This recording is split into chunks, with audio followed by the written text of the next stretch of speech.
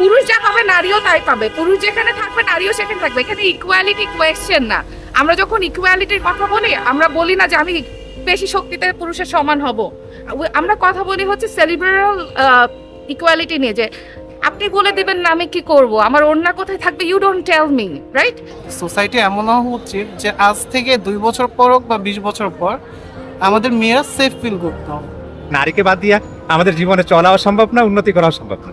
কাজেই নারীদেরকে আমাদের সর্বাধিক থেকে অগ্রাধিকার দিতে হবে, নিরাপত্তা নিশ্চিত করতে হবে। তাদের ক্ষেত্রে আমাদেরকে সবাইকে, সমাজের সবাইকে এগিয়ে আসতে হবে। দেখতে চাও তো অবশ্যই যে ভালো, হ্যাঁ ওদেরকে আমি প্রপার একটা অবশ্যই শিক্ষাই করবো, যে হ্যাঁ চাবো যে বাইরে যখন বের হবে একটা অবশ্যই ওদেরকে একটা প্রিকশন জিনিস দিয়ে রাখবো, যে যেন তুমি তোমার মতো করে চলো। আমি ট্রাই করবো ওদেরকে ঢেকে রাখার, যেন বাইরের থেকে বদনজর থেকে যেন ওরা দূরে থাকে। এই যে মেয়েরা কোন ড্রেস পরতেছে, অন্য ঠিকভাবে পড়তেছে কিনা, এইসব তাদের কেন ইন্টারাপ্ট করা হবে, আমি এটা বুঝতে পারলাম না।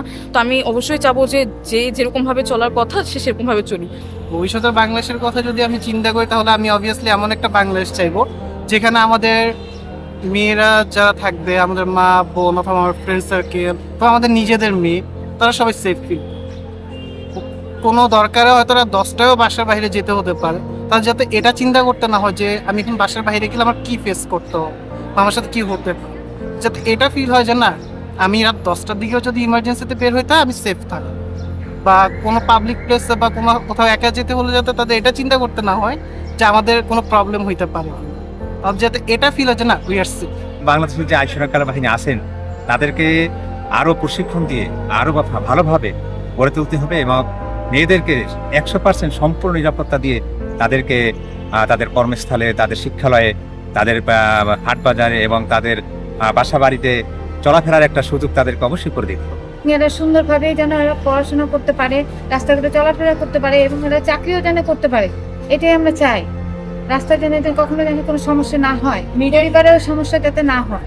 এখন থেকে হওয়া উচিত যে নারীদের ক্ষেত্রে স্বাধীনভাবে ঘুরে ফিরে বেড়াইতে পারবে, রাত 10টার পরে স্বাধীনভাবে চলতে পারবে, এটাই আমার চাওয়া। কিন্তু এখন হবে কি না সেটা সরকারই বলতে পারে।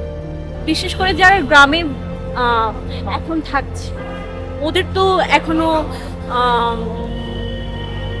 এখনো ওরকম ভাবে কোনো সুযোগ সুবিধা দেওয়া হয় না, এবং আমি চাই যে ওরা যেন সঠিকভাবে সঠিক পথে চলতে পারে সবসময়, এবং সবাই যেন ওদের সুযোগ সুবিধার কথা বিবেচনা করে, এবং আমি চাই যে ওদের শিক্ষা আরো মান হোক এবং ওরা যেন ভালোভাবে গড়ে উঠতে পারে।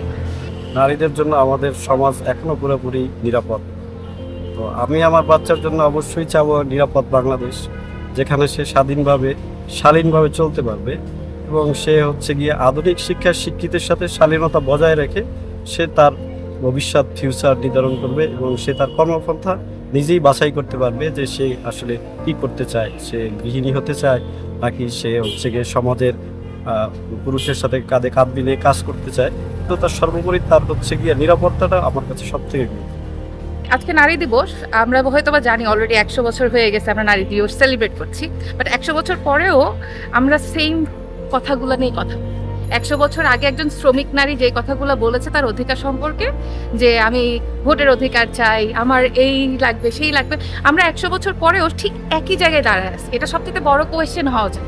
10 বছর পরে কই দেখবো, তার থেকে বড় কথা হচ্ছে 100 বছর পরেও কেন আমরা সেম জায়গায় দাঁড়িয়ে সেম কথাগুলোই বলছি। এত আইন হয়েছে, লেজিসলেশন হয়েছে, ওইগুলো নিয়ে কেন আমরা কথা বলি না? আমি একটা কথা সবসময় বলি, ম্যাটারনাল প্যাট্রিয়ার্কি আমাদের সবচেয়ে হার্মফুল। ম্যাটারনাল প্যাট্রিয়ার্কি হচ্ছে যে পুরুষ আপনাকে এই প্যাট্রিয়ার্কি করবে না, ওই নারীটাকে এমনভাবে তৈরি করা হয়েছে যে সেই আপনাকে দমায় রাখবে। যেমন আমার মা আমাকে বলবে, হ্যাঁ এভাবে কেন বাইরে যাবা, এভাবে কেন নামিয়ে মানুষ কথা বলবে, গলা নামায় কথা বলে, এত জোরে হাসবে কেন। আমার মা, দাদি, এলাকায় খালা খালাম্মা যারা আছে সবাই, এই যে ছোটবেলা থেকে একটা মেকানিজম যে নারীকে নারী দিয়েই প্রতিহত করা, সেই জায়গাটা আমাদের আগে ঠিক করতে হবে। সেই জায়গাটা যদি আমরা ঠিক করতে পারি, আজ থেকে 5 বছর পরে আমরা নারী হিসেবে মানুষ এই জায়গাটা আমরা স্ট্যাবলিশ করতে পারবো। তো আমার মনে হয় যে কোথায় দেখতে চাই এটা না, আমরা এখন কি করতে চাই সেই কথাটা আগে হওয়া উচিত, যে এখন আমাদেরকে ওই জায়গাটায় যাওয়া উচিত যে মানে এখানে মানুষ তৈরি হচ্ছে, নারী পুরুষ তৈরি হচ্ছে না, মানুষ তৈরি হচ্ছে।